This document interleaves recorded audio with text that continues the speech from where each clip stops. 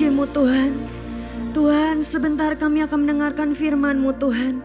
Mari kuasai mulut bibir hamba Tuhan. Biar semua yang keluar berasal daripada-Mu Tuhan.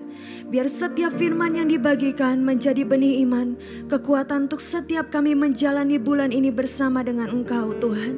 Kami sekali lagi undang kehadiran-Mu di tengah-tengah kami Tuhan.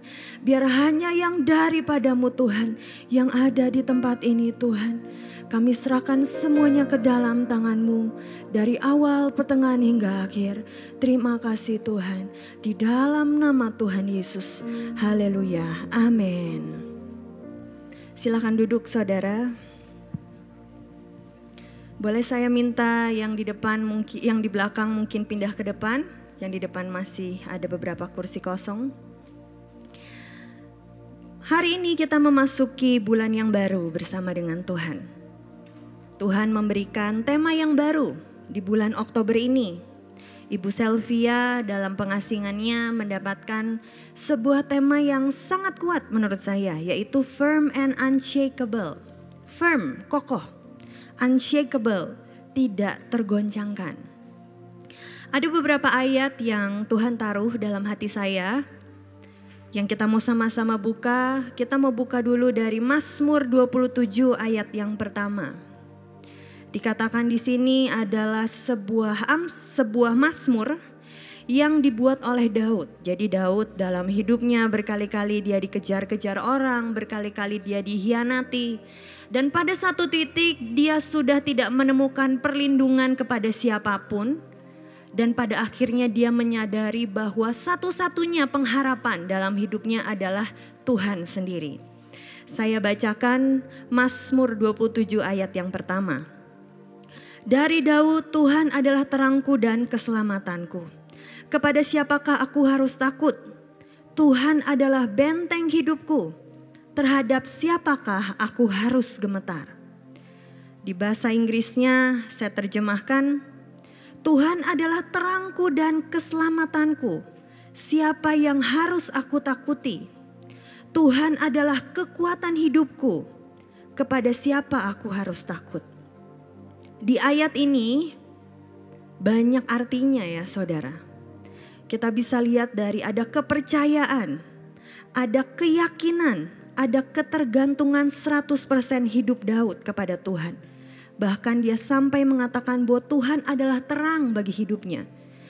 Sampai satu titik mungkin saya merasa bahwa Daud ini ada dalam situasi maju mundur kena gitu. Jadi dia tidak bisa mengharapkan siapapun, hanya mengharapkan Tuhannya. Kita mau baca ayat yang kedua yang Ibu Selvi dapatkan juga buat bulan ini dari Lukas 6 ayat yang ke-47 sampai 48. Dikatakan, setiap orang yang datang kepadaku dan mendengarkan perkataanku serta melakukannya, ia sama dengan seorang yang mendirikan rumah. Banyak kata kunci di ayat tersebut saudara. Bagaimana ketika kita akan mempunyai fondasi yang kuat di hadapan Tuhan? Apa aja yang harus kita lakukan? Dikatakan kembali, orang itu menggali dalam-dalam dan meletakkan dasarnya di atas batu. Ketika datang air bah dan banjir melanda rumah itu tidak dapat digoyahkan karena rumah itu kokoh dibangun. Saya coba cari ilustrasi tentang bangunan ya saudara. Dari sebuah bangunan yang terpenting adalah fondasinya. Bagaimana rumah itu bisa bertahan dalam setiap situasi, badai, gempa, cuaca ekstrim, semuanya ditentukan oleh fondasinya. Mau sebagus apapun rumah tersebut, tapi kalau fondasinya tidak kuat, apa yang akan terjadi? Rumah itu akan hancur. Berkali-kali mungkin kita kecelik ya. Jadi saya kemarin sempat lihat-lihat ada orang yang cerita dia sedang cari rumah. Dia cari rumah kemana-mana. Dia mendapatkan sebuah rumah yang sangat menarik. Harganya bagus, harganya pas, bentuknya indah, strategis posisinya, lokasinya. Singkat cerita orang ini berkata, saya mau rumah ini. Tapi istrinya senggol, dia berkata, dicek dulu rumahnya. Rumahnya kuat atau enggak. Dia berkata sama istrinya, kuat, bagus penampakannya, menjanjikan katanya. Singkat cerita, istrinya mulai masuk ke dalam, dia ketuk-ketuk dindingnya. Ternyata mulai rapuh. Gak lama kemudian dia bawa kontraktor ke sana. Dia lihat, Pak, miring katanya. Dia mulai kaget. Terus dia bertanya sama kontraktornya, terus gimana? Jangan diambil Pak. Nanti kalau terjadi sesuatu rumahnya gampang hancur. Akhirnya dia membatalkan transaksi ini. Apa bedanya dengan hidup kita di hadapan Tuhan? Terkadang hidup kita terlihat baik, hidup kita terlihat fine-fine aja. Tapi yang tahu yang paling dalam hidup kita, fondasi hidup kita hanya kita dengan Tuhan. Masalah boleh terjadi, tetapi ketika fondasi kita kuat di hadapan Tuhan, kita akan tetap tegar di tengah badai kehidupan kita. Tetapi saudara, terkadang apa yang bikin seseorang jatuh? Justru batu kerikil, betul ya? Seseorang terkadang tidak melihat jalannya, malahan terkadang tersandung kena batu kerikil. Apa artinya? Kalau fondasi kita gak kuat di hadapan Tuhan, bahkan batu kecil pun bisa dipakai si jahat buat menjatuhkan kita. Tapi kalau fondasi kita kuat di hadapan Tuhan, apapun boleh terjadi, iman kita tetap teguh dan tidak tergoyahkan. Ada amin? Dikatakan dalam ayat yang ke-47, setiap orang yang datang kepadaku dan mendengarkan perkataanku, serta melakukannya, ia sama dengan seseorang yang mendirikan rumah. Ada 3 kunci di ayat ini. Saya sudah urai. Yang pertama adalah datang kepadanya. Datang kepada Tuhan dengan keberadaan asli dari hidup kita. Gak perlu kita tutup-tutupi keadaan kita. Tuhan sudah tahu kok sampai hati kita yang terdalam. Motivasi kita apa di tempat ini? Motivasi apa kita mencari Tuhan? Tuhan sudah tahu kok sampai yang terdalam. Jadi datang dengan keberadaanmu kepada Tuhan. Yang kedua, kuncinya mendengarkan perkataannya. Artinya apa? Dengar-dengaran sama Tuhan. Kalau dulu Ngkong Yusak selalu berkata, bahkan mau pakai baju apa aja, coba tanya sama Tuhan. Sampai hal terkecil, mau makan apa, tanya sama Tuhan. Apalagi baca firman. Mungkin ini terdengar sangat sederhana dan sudah biasa, baca firman. Tapi baca firman, saudara, itu bisa merubahkan seseorang. Dulu waktu saya pernah diajak sama ayah saya, Pak Daniel, almarhum Pak Daniel, saya pernah diajak beliau ke sebuah tempat. Ternyata di sana ada seseorang yang manifestasi. Lalu Pak Daniel doa sama Tuhan. Akhirnya dia berkata, buka firman, bacain firman setiap hari. Akhirnya orang itu sembuh dan menjadi orang yang diberkati sampai hari ini. Ada kuasa di dalam firman Tuhan, saudara. Ayo baca firman Tuhan. Mungkin kita sering dengar banyak orang berkata, baca firman Tuhan buat apa sih? Buat makan di roh kita. Pak Daniel aja selalu berkata bahwa kehidupan jasmani dan rohani harus seimbang. Kalau kita aja makanan jasmaninya sudah banyak, terlalu banyak. Apa kabar dengan makanan dari roh kita? Apakah semuanya sudah seimbang? Yang ketiga, kuncinya adalah melakukan firman-Nya. Jadi jangan berhenti dengan hanya percaya kepada Tuhan dan mendengarkan firman-Nya, tetapi kita juga harus yang ketiga, melakukan firman-Nya. Menjadi pelaku-pelaku firman-Nya di hadapan Tuhan. Bahkan di ayatnya Matius 7 ayat yang ke-21 dikatakan, bukan setiap orang yang berseru kepadaku Tuhan, Tuhan akan masuk ke dalam kerajaan surga. Melainkan dia yang melakukan kehendak Bapa-Ku yang di surga. Jadi bukan hanya sampai tahap percaya, saya percaya Tuhan itu ada, betul. Saya mendengarkan firman Tuhan, betul. Tapi lakukan apa yang menjadi firman-Nya dalam setiap kehidupan kita. Bukan hanya melakukan, tapi jadikan itu sebagai gaya hidup yang kita bisa lakukan setiap hari. Yang kedua, yang Tuhan taruh dalam hati saya, mengenai unshakable.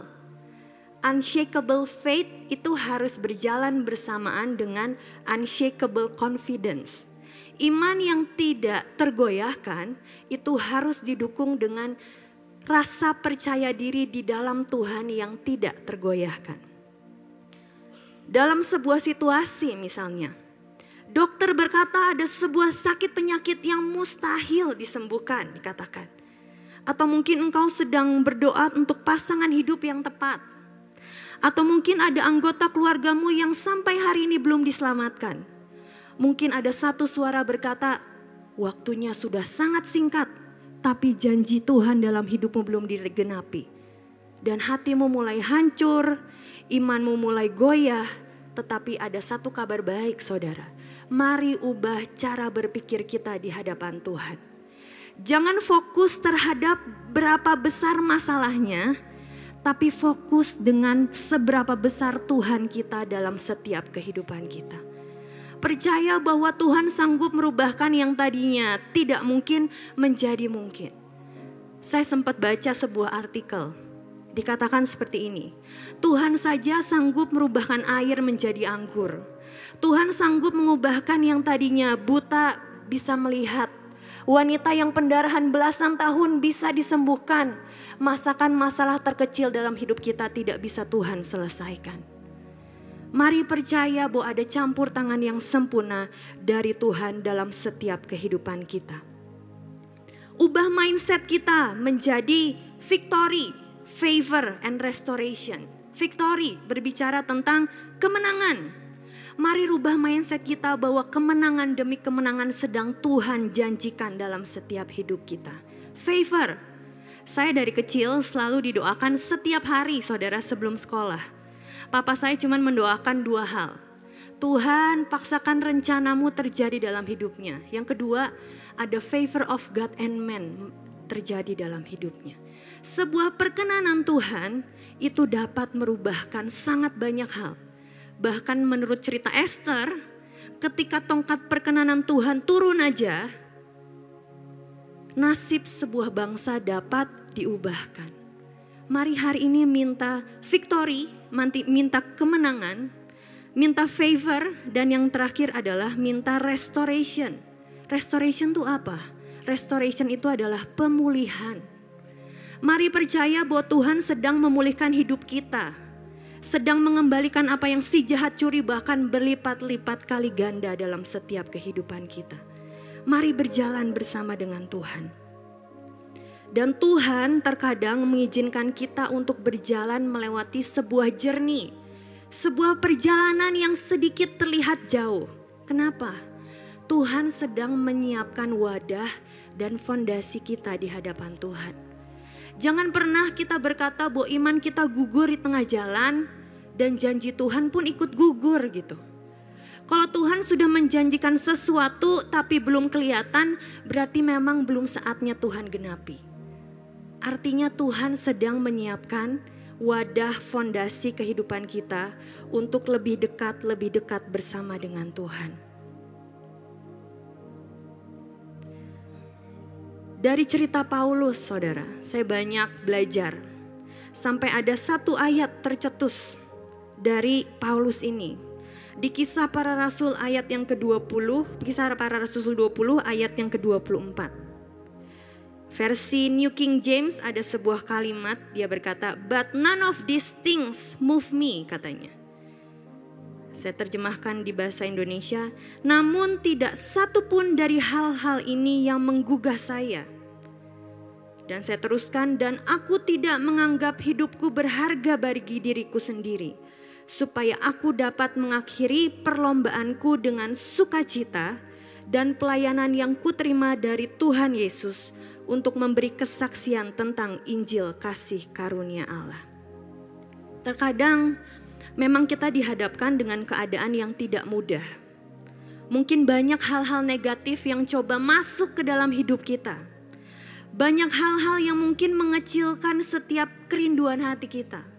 Banyak hal yang dilihat bahwa janji Tuhan gak digenapi dalam setiap hidup kita. Mari kita berkata bahwa none of these things move me. Tidak ada satupun dari hal ini yang bisa menggugah hidup saya. Bahwa kita tetap berlari kepada satu tujuan. Tuhan sedang menunggu kita sampai garis akhir. Contoh lain dari Abraham. Dia menantikan seorang anak. Bahkan sampai rahim Sarai pun harus sudah tertutup.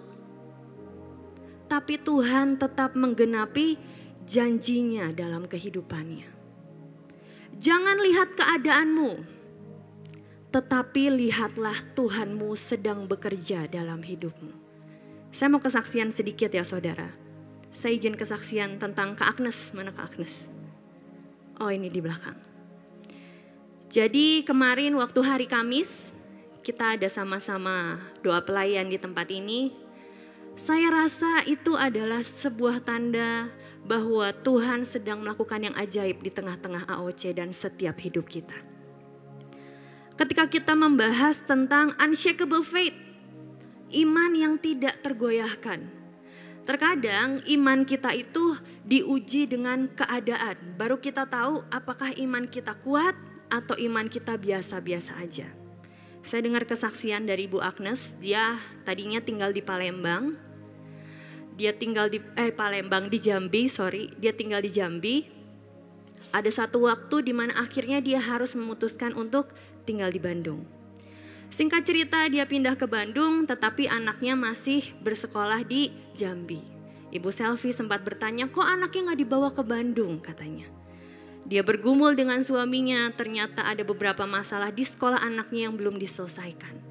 Sampai akhirnya Ibu Agnes dan suami memutuskan untuk pindah ke Bandung. Membawa anaknya, Kimberly juga ke Bandung, tetapi masih banyak hal yang harus didoakan dan digumulkan. Mereka berdoa sama Tuhan, Tuhan aku ingin anakku sekolah di Bandung.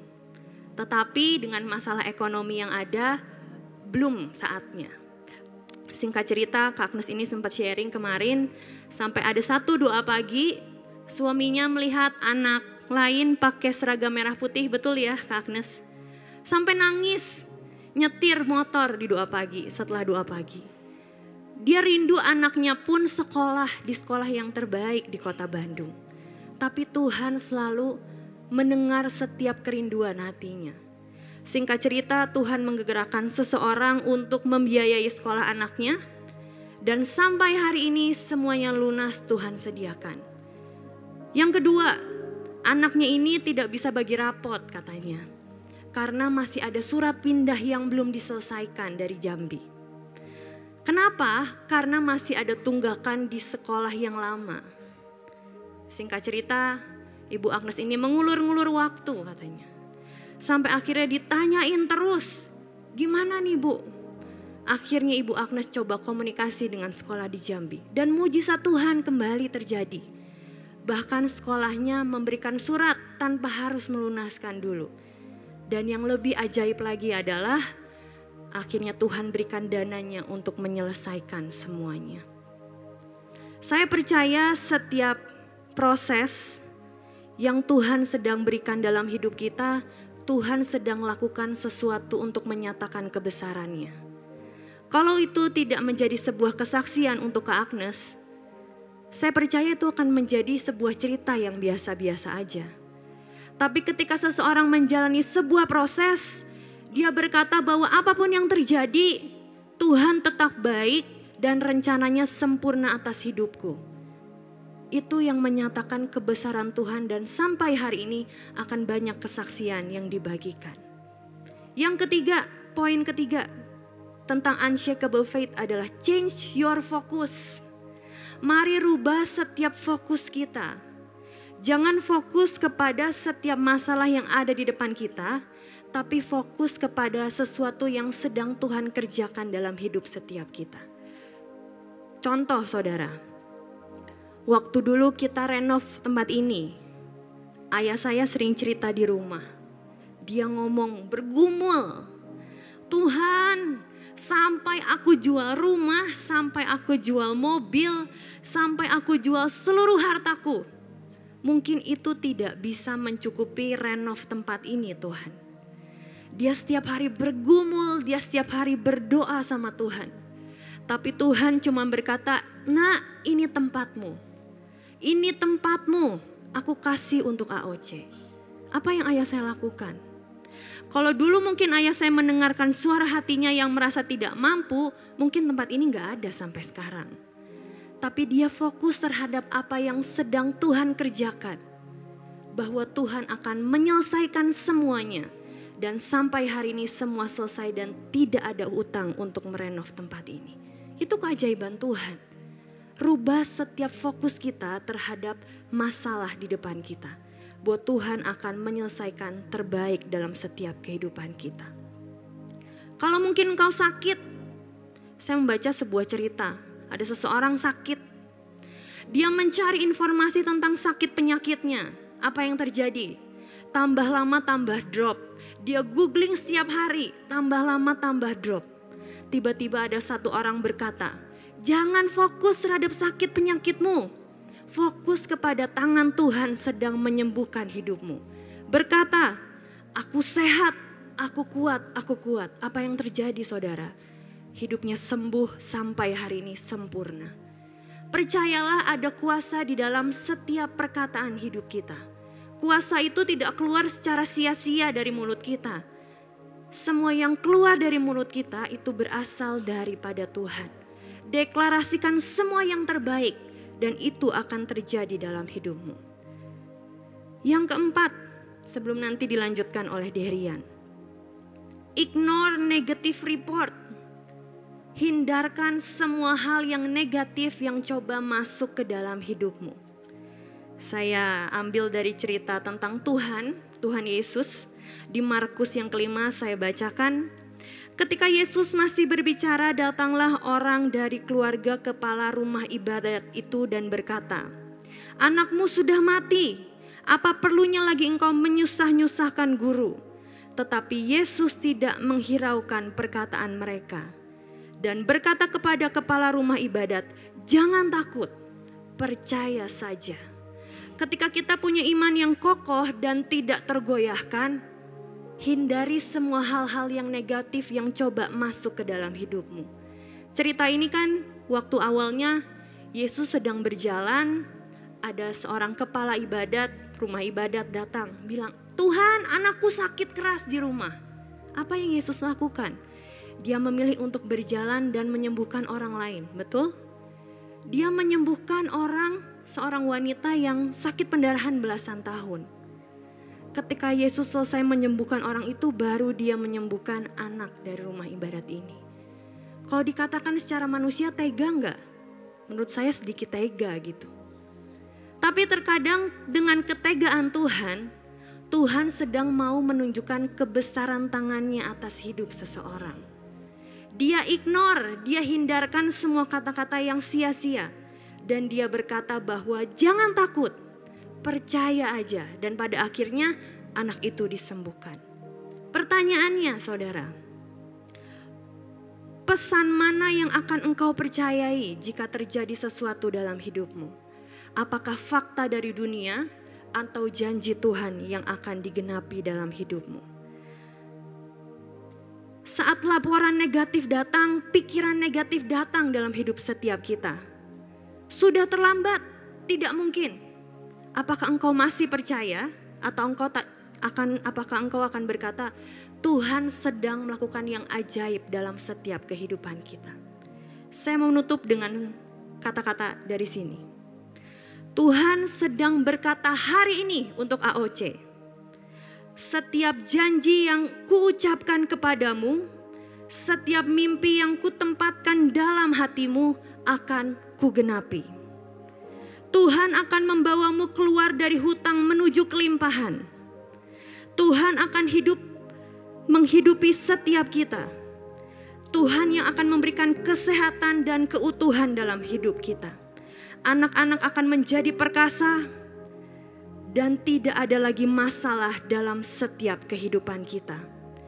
Kita akan bertemu dengan orang-orang yang tepat yang akan membuat kita lebih besar lagi, lebih besar lagi, lebih besar lagi di dalam Tuhan. Mari percaya bahwa iman kita harus diperkuat di dalam Tuhan lebih lagi. Saya menutup dengan sebuah cerita. Ketika kita berbicara tentang kekokohan dan unshakable faith, suatu hal yang kokoh dan suatu hal yang tidak tergoncangkan. Ada cerita menarik. Sebuah iman itu diuji dalam situasi yang sulit dan terhimpit. Ada seorang kontraktor dari luar negeri, dia umurnya sudah tua, sudah pensiun. Dia ngomong sama pegawainya yang sangat setia sama dia. Dia bilang, hari ini saya mau pensiun. Dia tahu dengan sangat bahwa pegawai ini sudah mulai lelah karena umurnya juga sudah mulai lanjut. Singkat cerita, dia berkata, saya pulang dulu, nanti saya datang lagi. Tapi toko kita tutup, kata dia. Kita tidak akan buat rumah lagi. Keesokan harinya kontraktor ini balik ke tempatnya. Dia bilang, aduh saya lupa, ada satu rumah terakhir yang harus saya bangun. Dia telepon pegawai yang dia setia itu yang sudah lama. Dia datang cepat-cepat. Mau gak kamu kerjain? Tapi saya tidak bisa banyak bayar sama kamu. Saya sudah tidak punya uang, katanya. Singkat cerita ini, pegawai ini mengerjakan dengan hati yang setia. Kontraktor ini nanya, kamu mau gak memberikan semua yang terbaik buat rumah ini? Kasih semua barang kita yang terbaik. Dia mulai mikir, aduh susah, saya sendirian, katanya. Singkat cerita kontraktor ini bilang, kamu sudah kerja sama saya belasan tahun, masa gitu aja gak bisa, ayo kerja. Kontraktor ini ngeliatin dari jauh. Dia kerja dengan sepenuh hati, dia berikan semua yang terbaik, dia berikan semua peralatan, semua furniture, semuanya bangunan alat yang terbaik. Pada akhirnya rumah ini jadi dengan susah payah dari pegawai yang setia. Dia berkata sama bosnya, bos sudah selesai. Akhirnya kontraktor ini berkata, bagus kerjaan kamu ya, padahal kamu udah cukup lanjut usia. Kamu udah bersusah payah. Dan apa yang terjadi saudara? Kata kontraktor ini berkata, ini kuncinya, ini rumah buat kamu, anggap aja ini adalah pemberian terakhir dari saya buat kamu. Artinya apa saudara? Terkadang Tuhan memasukkan kita dalam proses yang sulit dan tidak enak. Memaksakan kita keluar dari comfort zone.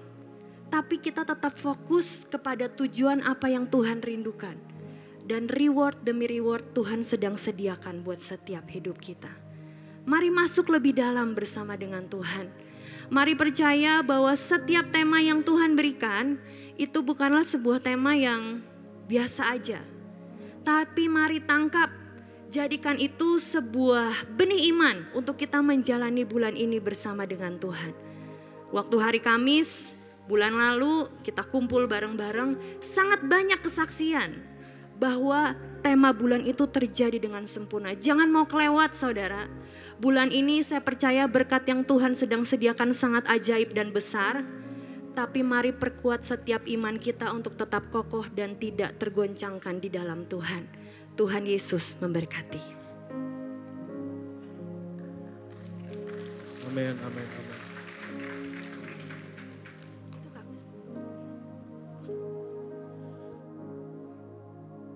Boleh PowerPoint-nya ditampilkan. Siapa yang diberkati Tuhan malam hari ini? Boleh berikan sekali lagi kemuliaan buat Tuhan. Saya percaya saudara janjinya ya dan amin, amin. Saya percaya kalau Tuhan berikan kita tema firm and unshakable, sampai kapanpun saudara kita tidak akan tergoyangkan oleh apapun juga. Kita akan memiliki hidup yang kuat, hidup yang kokoh di hadapan Tuhan. Amin. Tadi Lala sudah jelaskan sangat banyak tentang hidup yang tidak tergoyangkan. Ya, saya mau lanjutkan. Boleh next. Poin saya ini saudara.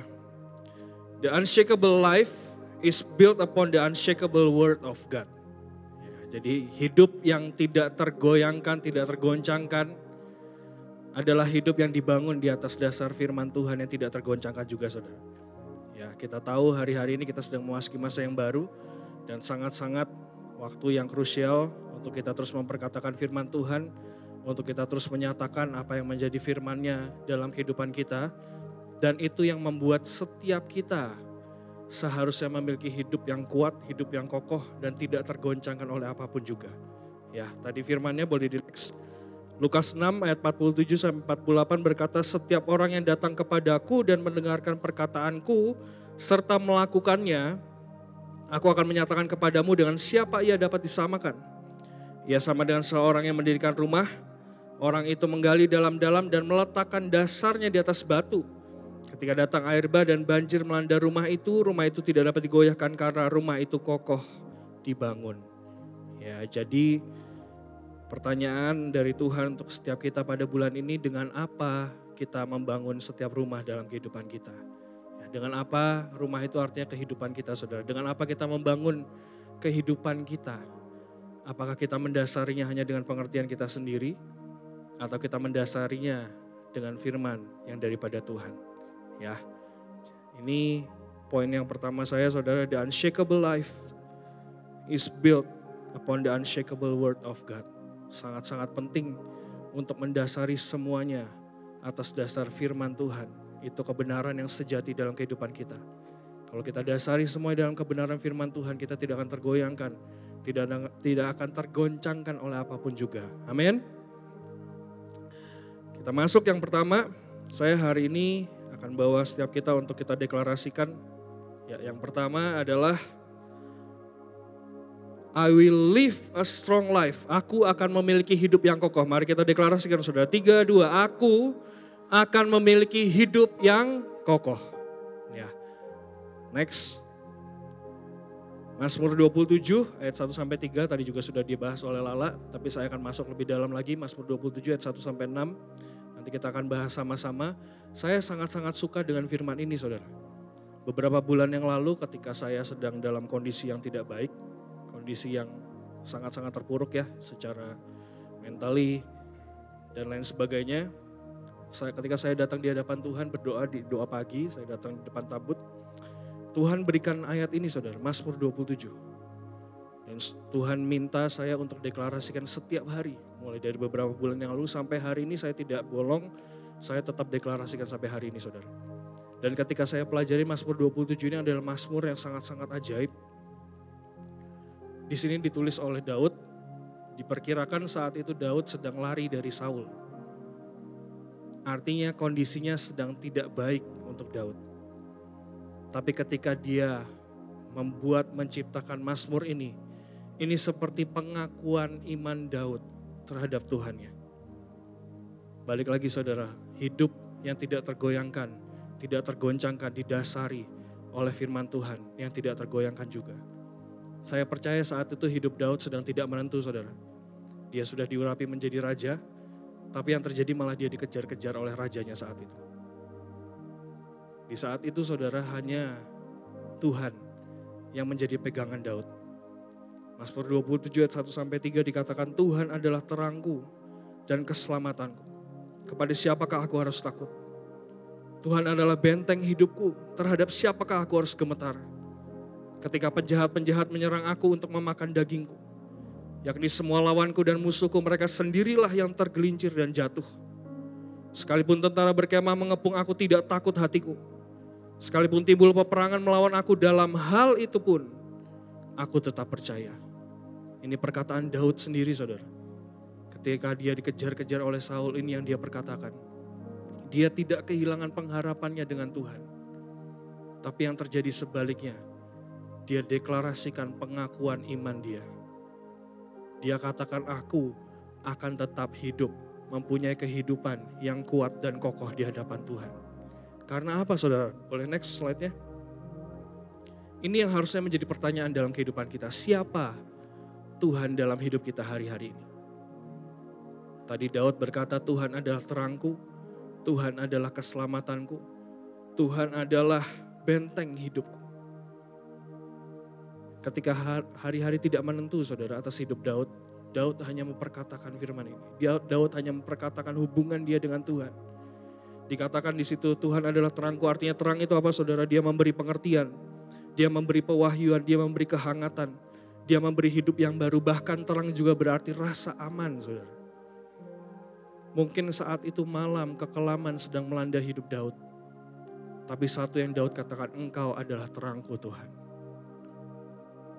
Kalau kita sedang melewati masa kekelaman, masa malam dalam kehidupan kita, berkata sama Tuhan, Tuhan adalah terangku. Amin. Yang kedua dikatakan Tuhan adalah keselamatanku. Dia menyelamatkanku dari setiap masalah yang mungkin saat ini sedang dihadapi. Dia yang sanggup, saudara. Hanya Dia yang sanggup. Untuk kita memiliki hidup yang kuat dan kokoh bukan karena kekuatan kita. Tapi Dia yang sanggup selamatkan setiap kita. Tuhan adalah benteng hidupku, artinya apa? Dia melindungiku dari setiap mara bahaya yang datang saat ini ke arahku. Kita percayakan hidup kita sepenuhnya kepada Tuhan. Biar Dia yang lingkupi setiap kita. Biar Dia yang naungi setiap kita, bahkan Dia yang benar-benar kelilingi kita. Dengan benteng yang tidak akan tertembus Tuhan oleh serangan apapun. Dia adalah benteng hidup kita. Apa yang Dia lakukan, saudara? He delivers us when we call upon Him. Dia yang menyelamatkan kita ketika kita berseru kepadanya. Saya sangat-sangat percaya, saudara, Daud saat itu bisa melihat jauh ke depan. Kalau Tuhan pasti selamatkan dia. Ayat 2 dan ayat 3 tadi berkata, ketika penjahat-penjahat menyerang aku untuk memakan dagingku, yakni semua lawanku dan musuhku, mereka sendirilah yang tergelincir dan jatuh. Lihat, saudara. Mau seberapa banyaknya musuh pun mereka sendiri yang tergelincir dan jatuh. Sekalipun tentara berkemah mengepung aku, tidak takut hatiku. Sekalipun timbul peperangan melawan aku, dalam hal itu pun aku tetap percaya. Karena apa? Karena Tuhan adalah terang kita. Tuhan adalah keselamatan kita. Tuhan adalah benteng hidup kita. Amin. Yang pertama, mari deklarasikan, aku punya hidup yang kuat, hidup yang kokoh. Karena apa? Dia adalah terang dan keselamatan setiap kita. Apapun bahayanya, apapun malamnya, apapun kekelamannya, berkata seperti Daud berkata kepada Tuhan, Engkau adalah terangku dan keselamatanku. Engkau adalah benteng hidupku, perlindunganku yang sempurna. Tidak ada satupun kuasa yang dapat berlaku atas hidupku. Karena aku percaya Engkau adalah keselamatanku. Yang pertama, saudara, mari hidup kuat dan kokoh di hadapan Tuhan. Ketika kita menyadari siapa Tuhan dalam kehidupan kita. Amin. Ini jadi berkat buat saudara. Mari sadari siapa Tuhan kita. Mari sadari apa yang Dia bisa lakukan dalam kehidupan kita. Dan saya percaya tidak ada yang mustahil untuk Tuhan. Yang kedua, next dikatakan, aku akan tinggal dalam rumah Tuhan. Mari kita deklarasikan sama-sama, saudara. 3, 2, aku akan tinggal dalam rumah Tuhan. Mazmur 27 ayat 4-5 berkata, satu hal telah kuminta kepada Tuhan. Ini lanjutannya, saudara, ya, nextnya tadi. Satu hal telah kuminta kepada Tuhan, itulah yang kuingini. Diam di rumah Tuhan seumur hidupku. Menyaksikan kemurahan Tuhan dan menikmati bait-Nya. Sebab Ia melindungi aku dalam pondok-Nya pada waktu bahaya. Ia menyembunyikan aku dalam persembunyian di kemah-Nya. Ia mengangkat aku ke atas gunung batu. Yang kedua dikatakan next. I will dwell in God's house. Dwell, ya, tinggal. Kalau di bahasa Indonesia dikatakan diam di rumah Tuhan. Tapi saya membacakan dari bahasa Inggris dikatakan tinggal, dwell. Yang artinya adalah berakar, tinggal, pindah masuk ke dalam dan menjadi permanen. Artinya apa, saudara? Mari masukkan hidup kita di dalam rumah Tuhan. Kita tinggal di dalam rumah Tuhan, kita masuk dalam hadirat-Nya, bertemu dengan pribadinya. Itu yang menjadi hal yang terutama dalam kehidupan kita, saudara. Kita hanya bisa lewati semuanya ketika kita masuk dan diam dalam rumah Tuhan. Karena apa? Dalam rumah Tuhan, bait Allah adalah tempat di mana Tuhan berada, pribadinya, perjanjiannya. Dan saya percaya, saudara, tidak ada perjanjiannya, tidak ada firman-Nya yang akan gagal dalam kehidupan kita. Bait Allah adalah tempat di mana kita tinggal, berdiam di dalamnya. Tempat di mana Tuhan hadir. Tempat di mana Dia menyatakan perjanjiannya. Di mana Dia menghormati perjanjiannya. Di tempat di mana Dia memberikan jaminannya dalam kehidupan kita. Kunci yang kedua, mari masuk tinggal dalam bait Tuhan. Saat itu, saudara, ketika Daud menulis firman Tuhan ini, Daud memiliki pengertian seperti ini saudara. Pada zaman dahulu tradisinya adalah ketika seseorang bertamu masuk ke dalam rumah seseorang, tuan rumahnya itu akan memberikan yang namanya provision and protection. Artinya apa? Provision adalah ketika engkau datang dan membutuhkan sesuatu, dia akan berikan. Dan protection berkata seperti ini, ketika engkau ada di rumahku, engkau akan aman dari bahaya apapun. Itu tugas dan tanggung jawab dari tuan rumah saudara. Makanya Daud berkata hanya satu hal yang kuminta Tuhan. Aku mau diam dalam bait-Mu. Aku mau tinggal di rumah-Mu. Kenapa? Karena dia tahu ketika dia tinggal dalam bait Allah, ketika dia masuk tinggal di dalamnya, ada provision, ada protection yang daripada Tuhan terjadi dalam hidup dia. Apapun yang dia butuhkan, Tuhan sediakan semuanya. Bahkan siapapun musuh yang mengejar, Tuhan sendiri yang berhadapan dengan musuh-musuhnya. Yang kedua, mari datang, mari tinggal di bait Allah. Masuk saudara, masuk. Hari-hari ini ayo masukkan hidup kita ke dalam bait Allah, ke dalam rumah Tuhan, ke dalam hadirat-Nya, ke dalam pribadinya sendiri, saudara, bertemu dengan pribadinya sendiri. Amin. Selanjutnya, dikatakan dwell in God's house. Harus menjadi prioritas. Banyak yang akan jadi pengalih perhatian saudara. Tapi pilih untuk fokuskan pandangan kita hanya kepada Tuhan. Amin. Fokuskan pandangan kita hanya kepada Tuhan. Banyak saudara yang akan mendistract setiap kita. Mungkin masalah kita, orang-orang sekitar kita, orang-orang yang tidak suka dengan kita. Tapi arahkan pandangan kita hanya kepada Tuhan. Itu kuncinya saudara. Makanya Daud berkata tidak ada hal yang lain yang aku minta. Aku hanya minta satu, diam di rumah Tuhan. Diam saudara. Seringkali kita ini kalau bertemu dengan masalah, kalau kita menghadapi satu masalah, kita selalu pengen untuk menyelesaikannya sendiri. Tapi hari ini Tuhan katakan apa? Masuk dalam hadiratku. Kau cukup tinggal dalam hadiratku, aku yang bereskan semuanya. Saat itu saya percaya Daud siapkan semuanya saudara, strategi demi strategi dan lain sebagainya. Banyak pilihan yang bisa Daud pilih. Tapi saat itu ketika Daud menulis Mazmur ini dia katakan apa? Tuhan, aku memilih untuk fokus hanya kepadamu. Diam dalam rumah Engkau. Karena aku percaya Engkau yang akan bereskan semuanya. Hari itu iman Daud bulat terhadap Tuhan. Engkau harus menjadi prioritas dalam hidupku. Hal ini juga serupa saudara dengan yang dikatakan Paulus. Boleh kita buka sama-sama Paulus Filipi 3 ayat 13-14. Saudara-saudaraku sendiri tidak menganggap bahwa aku telah menangkapnya. Tetapi ini yang kulakukan, aku melupakan apa yang telah di belakangku dan mengarahkan diri kepada apa yang ada di hadapanku. Dan berlari-lari kepada tujuan untuk memperoleh hadiah yaitu panggilan surgawi dari Allah dalam Kristus Yesus. Satu tujuan saudara, panggilan surgawi. Dia lupakan apa yang di belakang.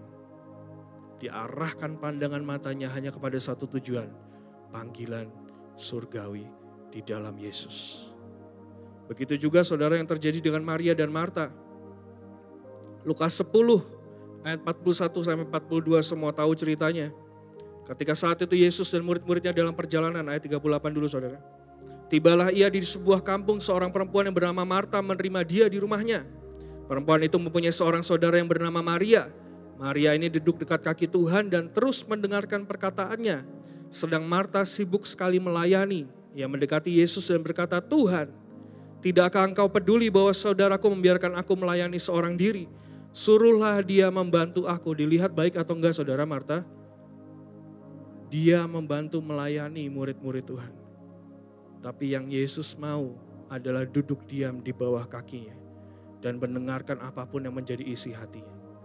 Dikatakan di sini ayat 41, tetapi Tuhan menjawabnya, Marta, Marta, engkau khawatir dan menyusahkan diri dengan banyak perkara. Tetapi hanya satu saja yang perlu. Maria telah memilih bagian yang terbaik yang tidak akan diambil daripadanya. Fokuskan saudara. Mari fokuskan hidup kita untuk duduk diam di bawah kakinya. Dengarkan isi hatinya. Dia yang akan bereskan semuanya. Amin. Mari fokuskan saudara. Mari fokuskan. Di sini dikatakan in the presence of God We find everything we need di dalam hadirat Tuhan. Ketika kita bertemu dengan pribadinya, kita temukan semua yang kita butuhkan. Karena apa saudara? Dia yang menjadi tuan rumah. Dia yang berikan provision, dia yang berikan protection dalam kehidupan kita. Itu yang membuat kita tidak tergoyangkan, tidak tergoncangkan oleh apapun juga. Amin. Satu poin terakhir saudara, boleh saya minta pemusik? Boleh naik maju ke atas. Kita deklarasikan sama-sama sekali lagi. Aku akan berdiri dengan kepala yang tegak. 3, 2, 1. Aku akan berdiri dengan kepala yang tegak. Mazmur 27 ayat 6, nextnya. Maka sekarang tegaklah kepalaku, mengatasi musuhku sekeliling aku. Dalam kemahnya aku mau mempersembahkan korban dengan sorak-sorai. Aku mau menyanyi dan bermazmur bagi nama Tuhan. Saat itu Daud berkata kepada Tuhan, maka sekarang tegaklah kepalaku, mengatasi musuhku sekeliling aku. Dia menegakkan kepalanya saudara, dia tidak berjalan dengan kepala yang tertunduk di hadapan musuh-musuhnya. Saya ketika membaca firman Tuhan ini saya teringat tebak-tebakan saudara. Kenapa anak babi jalannya nunduk? Kenapa saudara? Karena dia malu bapaknya babi, betul? Tapi bandingkan dengan mungkin ya seorang peraih medali emas di Olimpiade saudara. Gak mungkin dia pulang ke Indonesia, misalkan dia bertanding di luar, dia pulang ke Indonesia nunduk, gak mungkin saudara, betul? Karena apa? Dia punya kebanggaan.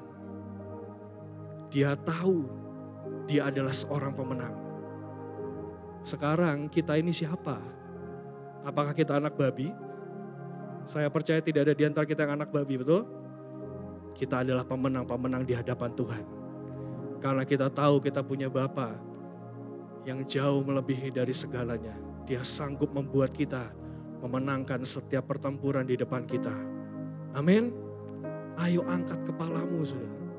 Jangan berjalan dengan menunduk saja. Tapi tegakkan kepalamu dan lihat musuhmu.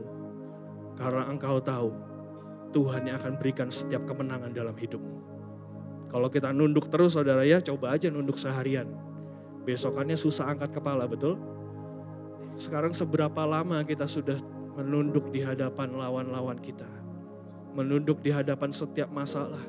Menunduk di hadapan setiap mungkin keadaan-keadaan yang menyulitkan setiap kehidupan kita. Sangat sulit saudara untuk kembali angkat kepala dan tegakkan semuanya. Saya mau bacakan saudara apa saja yang menyebabkan kita tertunduk nextnya. Yang menyebabkan kita tertunduk ada dosa, ada kejahatan, ada keadaan. Sebenarnya ada ayatnya semua saudara, tapi saya singkat. Ada keadaan, ada keputusasaan, ada krisis, ada duka, ada kekalahan, ada hal-hal yang memalukan dan rasa bersalah.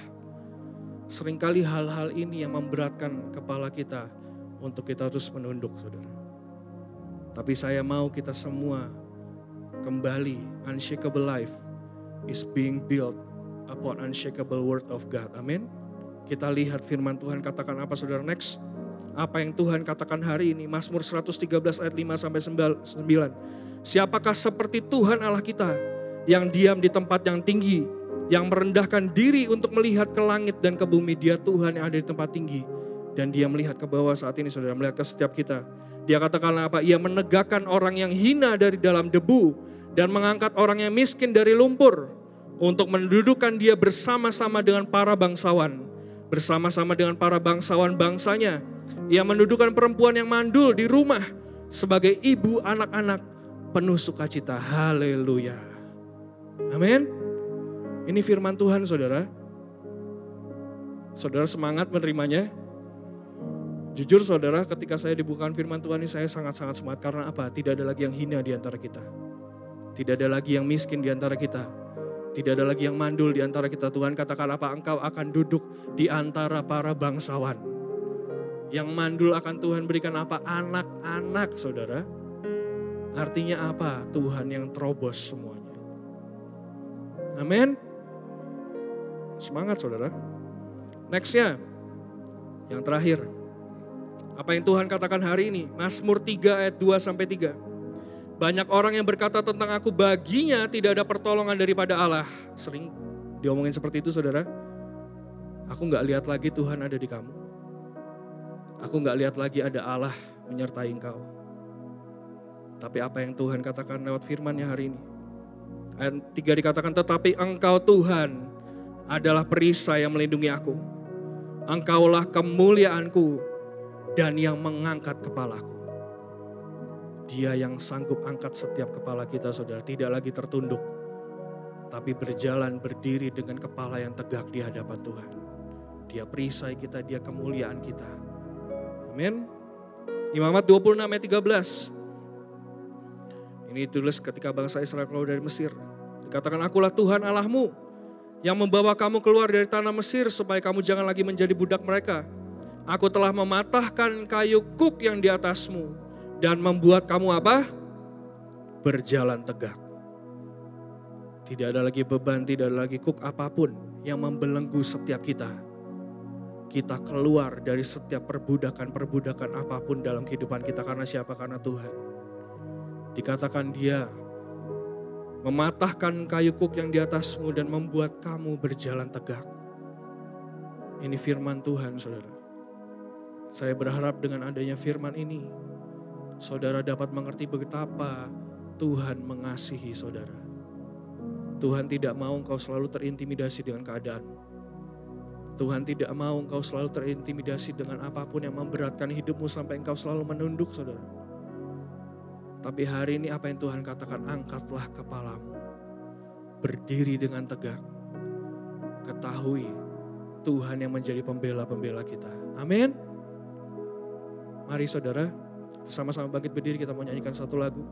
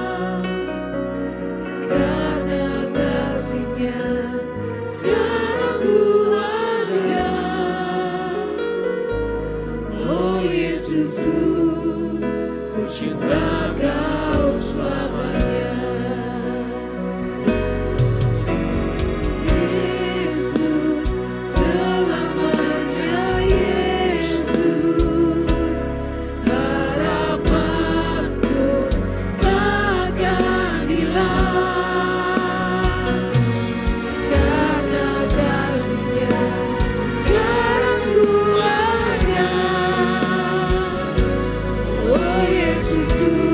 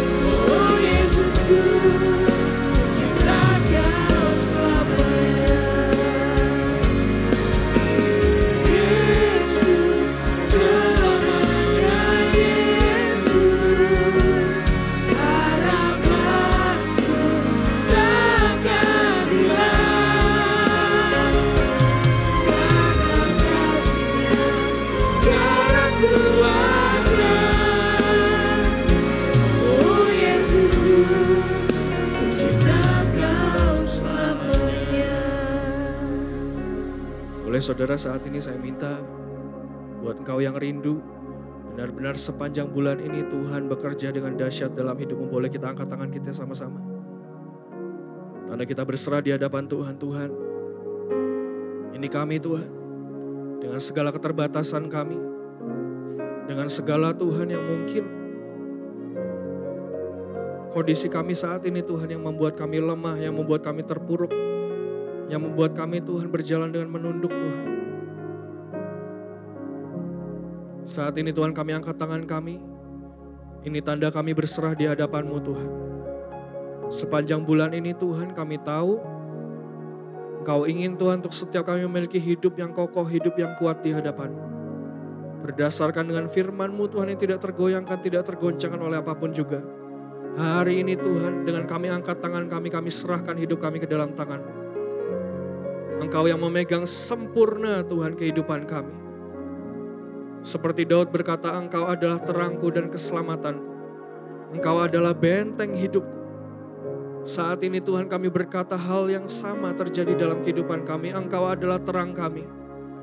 Yang menerangi setiap kegelapan dalam hidup kami Tuhan. Yang menunjukkan jalan yang benar Tuhan dalam kehidupan kami. Engkau adalah keselamatan kami Tuhan. Engkau yang sanggup melepaskan kami Tuhan dari setiap apapun Tuhan masalah kami. Engkau keselamatan kami Tuhan, Engkau yang sanggup menjadi jawaban Tuhan dalam kehidupan kami.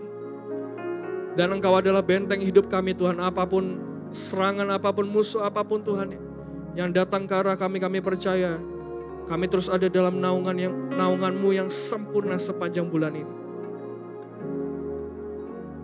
Kami serahkan semuanya Tuhan di hadapan-Mu. Ajari kami Tuhan untuk hari demi hari terus tinggal di dalam bait-Mu Tuhan. Masukkan kami lebih dalam lagi dalam hadirat-Mu. Bertemu dengan Engkau pribadi demi pribadi Tuhan hari demi hari. Dan kami percaya Tuhan Engkau yang angkat kepala kami tetap berdiri dengan tegak di hadapan-Mu. Tidak lagi terpuruk, tidak ada lagi tertunduk Tuhan oleh apapun masalah dalam kehidupan kami, tekanan apapun. Tapi kami percaya Tuhan firman-Mu berkata Engkau yang mematahkan setiap kuk dalam kehidupan kami. Dan Engkau yang mengangkat kepala kami tegak berdiri Tuhan. Terima kasih Tuhan, terima kasih. Terima kasih Tuhan buat benih firman yang terbaik. Mari meteraikan semuanya. Dalam loh batu hati kami Tuhan terukir. Tidak dapat dihapuskan oleh apapun juga. Tapi kami percaya Tuhan biar ini menjadi rema dalam kehidupan kami. Roh Kudus, kami minta jadi penolong dalam kehidupan kami. Kau yang bimbing setiap kami kapanpun kami membutuhkannya. Roh Kudus mari bantu kami, ingatkan kami kembali dengan firman ini Tuhan. Dan biar kami didapati menjadi orang-orang yang lebih daripada pemenang. Di dalam nama Tuhan Yesus kami serahkan semuanya. Semua yang percaya katakan amin. Terima kasih Tuhan Yesus memberkati. Silakan duduk saudara.